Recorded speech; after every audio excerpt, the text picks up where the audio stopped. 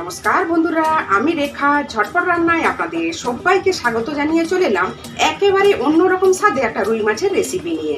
খেতে জাস্ট অসাধারণ হয়, অবশ্যই একবার বাড়িতে ট্রাই করে দেখতে পারেন। আশা করছি আজকের এই রেসিপি আপনাদের খুব ভালো লাগবে। তো চলুন রেসিপিটা শুরু করি।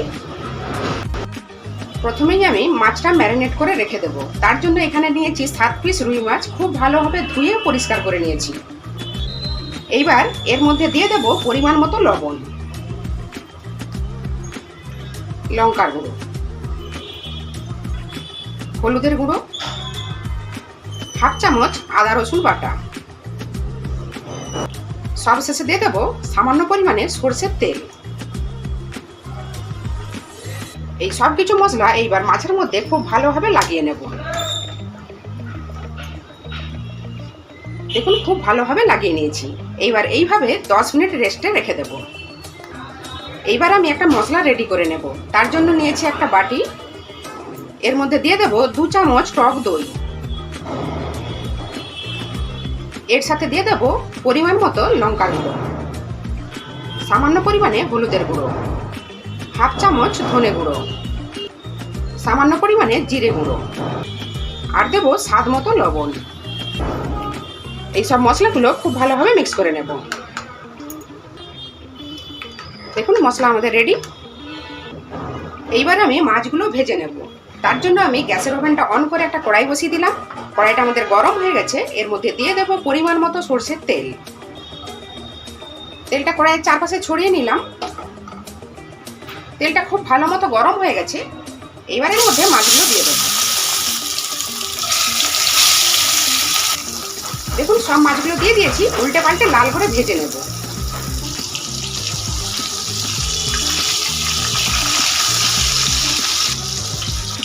দেখুন মাছগুলো আমাদের ভাজা হয়ে গেছে। একটা পাত্রে তুলে নেব। এইবার বাকি তেলের মধ্যে দিয়ে দেবো একটা ছোট সাইজের পেঁয়াজ কুচি। পেঁয়াজটা লাল করে ভেজে নেব। পেঁয়াজটা ভাজা হয়ে গেছে। এই সময় এর মধ্যে দেব হাফ চামচ আদা রসুন বাটা। 2 মিনিট ভেজে নেব, যাতে আদা রসুনের কাঁচা গন্ধটা চলে যায়। এইবার দিয়ে দেবো সামান্য পরিমাণে চিনি। গ্যাসের ফ্লেমটা এই সময় লোতে রাখা আছে। আর দিয়ে দেবো হাফ চামচ কাশ্মীরি লাল লঙ্কার গুঁড়ো। এরই সাথে দিয়ে দেবো আগে থেকে যে মশলাটা আমি বানিয়ে রেখেছি। মশলার বাটিটা ধুয়ে সামান্য পরিমাণে জল দিয়ে দিলাম। এইবার মশলাটা খুব ভালোভাবে কষিয়ে নেব। 2 মিনিটের জন্য ঢেকে দিলাম। 2 মিনিট আমাদের হয়ে গেছে, একবার চেক করে নিই।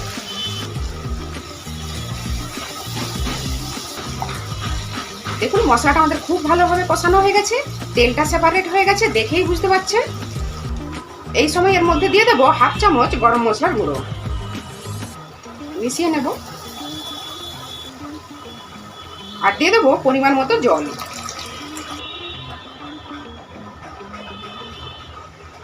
বাড়িতে খুব ইজিলি বানিয়ে নিতে পারবেন।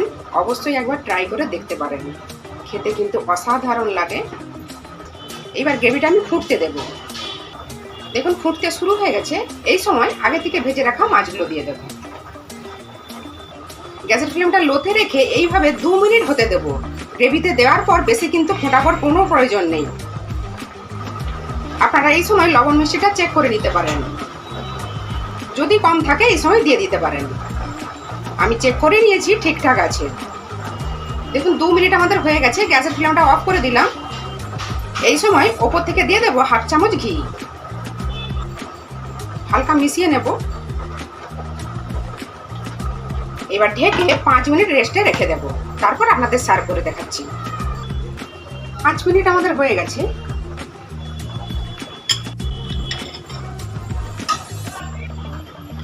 বলছি না, খেতে জাস্ট অসাধারণ হয়েছে। অবশ্যই একবার বাড়িতে ট্রাই করবেন।